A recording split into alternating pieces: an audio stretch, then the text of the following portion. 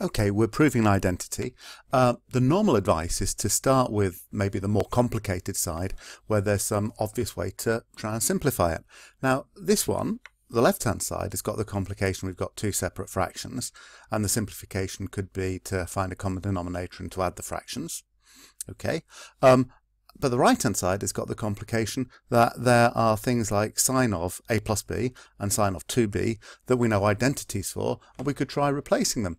So in fact you could start equally well with either side. I think it is such a strong pull that I can do something with sine of a plus b and sine of 2b that I'm going to choose the right hand side to start with on this occasion, but you can do it with the method we suggested for the left hand side, and it drops out quite nicely that way too. So the right hand side is 2 times, and then I'm going to put an expansion of sine of a plus b in those brackets, and on the bottom I'm going to think about what sine 2b is. Well, there's no choice for either of these. Sine 2b is 2 sine b cos b. That's the only identity that I know for sine 2b, and sine of a plus b is sine of a cos of b plus cos of a sine of b. Just about got enough room.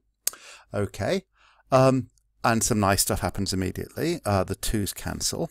Now nothing else cancels. Don't start cancelling this cos b with this cos b, because you can only divide the whole of the top and the whole of the bottom by cos b. That doesn't work.